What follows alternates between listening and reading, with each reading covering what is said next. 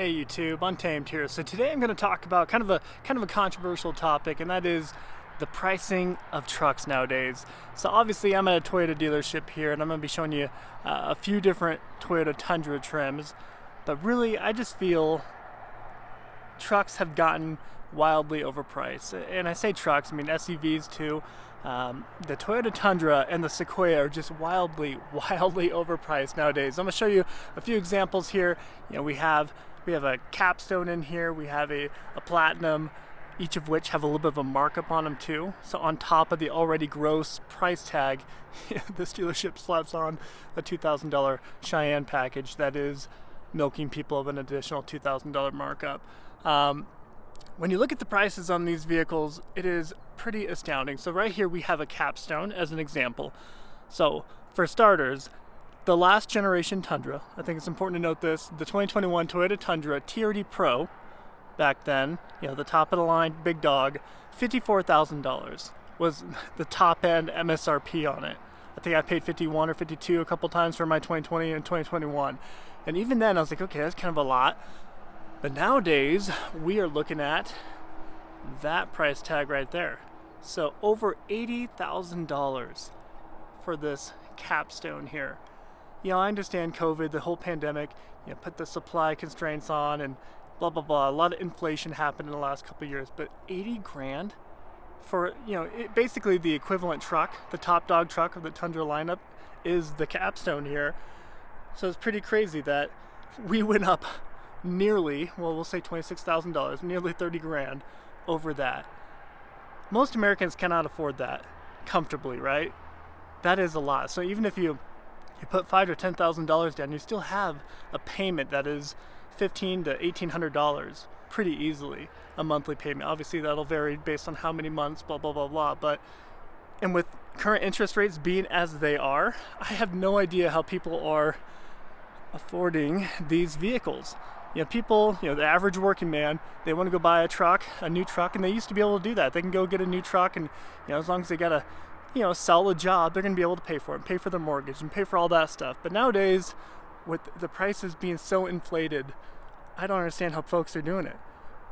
With the Tundra in particular, let me look at this one. I haven't looked at this yet.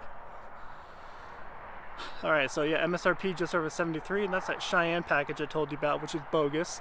Just like $2,000 cash grab on top of the already very high MSRP. So this is a platinum here. I don't know, especially having owned a 2023 Toyota Tundra TRD Pro, I paid 74, I believe, or 73, I forget. Right around there is what I paid for it, and I had to travel 8 hours away to even get that quote-unquote good deal for it when I bought it. Having owned that and just seeing the overall quality of it, I don't love the iForce Max. I've talked about that, meowed about that plenty.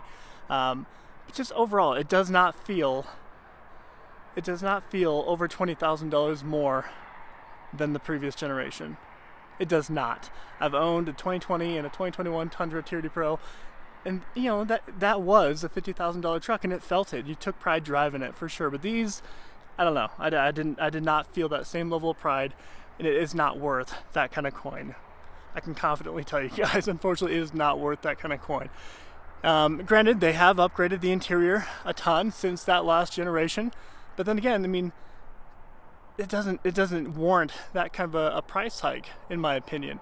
The last generation was super simplistic, but that was a part of its appeal to some degree, especially at that price point, right? This one is almost trying to be something it's not, and that's what kind of bothered me, especially the capstone here, right?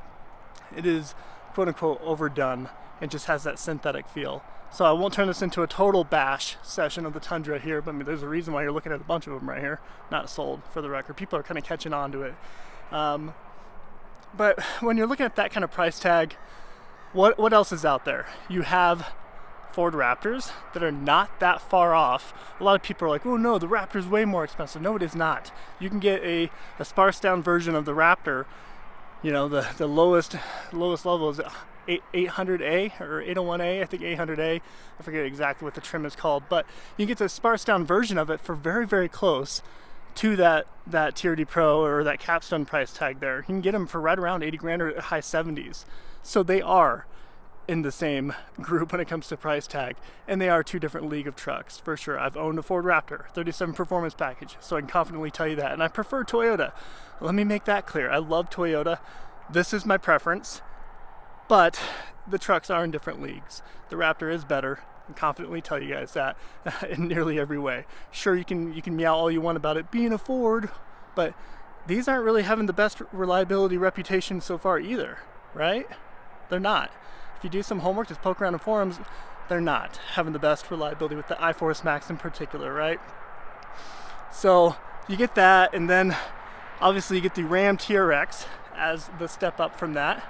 That one is more. It's going to cost more, but not much more, especially compared to that capstone over there. You can get a Ram TRX in the 80s, and you can get them used all day long in the 70s, lightly used.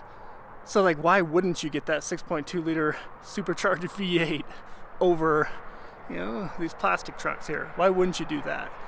You know, so I mean, it kind of seems like, especially when the Stellantis is getting rid of, they're going to have no more 6.2 liter supercharged V8s. They're going to be going away after this 2024 model year. They got the final edition TRX coming out right now. So from a quote unquote investment standpoint, I try not to use that I word with you guys because vehicles aren't technically investments, but when it comes to sustaining best resale, that TRX is starting to kind of feel like a good idea.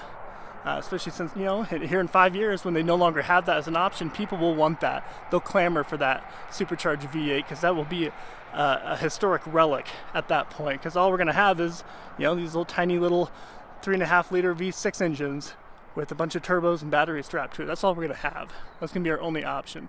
So, all this to say, yeah, do I love Toyota? Yes. I want to make it clear. I mean, but these trucks are not worth the money. This truck is easily, you know, if we're going to look at that capstone right here, this is maybe a $60,000 truck. It's maybe a $60,000 truck. And even then, I would almost complain paying that much for it. You know, and this is, again, coming from someone who's owned the truck. I'm not just bashing it because I can't have it. I could. I just don't like them that much. And even my Sequoia. I paid, I think, just over $80,000 for my Sequoia Tier D Pro, my 2023 that I had, my ice cap white one with red interior. The red interior is sweet, let me make that clear. But again, that price point, it is just too much for most people. And I just don't think, you know, jobs have not caught up with that.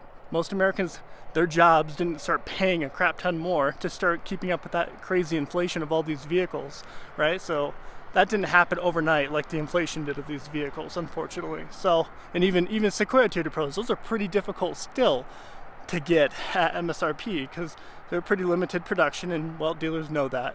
So they're easy or quick to slap on a $5,000 to $10,000 markup on them, even still, which is pretty disgusting. So I think I've meowed plenty in this video. Really just want to get your thoughts. Am I being too harsh? Am I being too harsh on the new Tundra here? You know, do you think it's worth it? Do you think they're worth these pretty high price points? You know, do you think you're getting your dollar's worth? And I'd like to hear from the people who bought it. You know, tell me the truth. Obviously, we all like to defend our purchase. That's human nature. We all defend it. We'll go to wit's end to try to defend our purchase. I see it all the time in the comments. People say, you know, the GX460 is the best. That's why I bought it. You know, of course it is. You bought it, so you gotta defend it. So I'd be curious to hear from the people who have purchased this generation Tundra. Yeah, do you feel you got your money's worth? And be honest about it.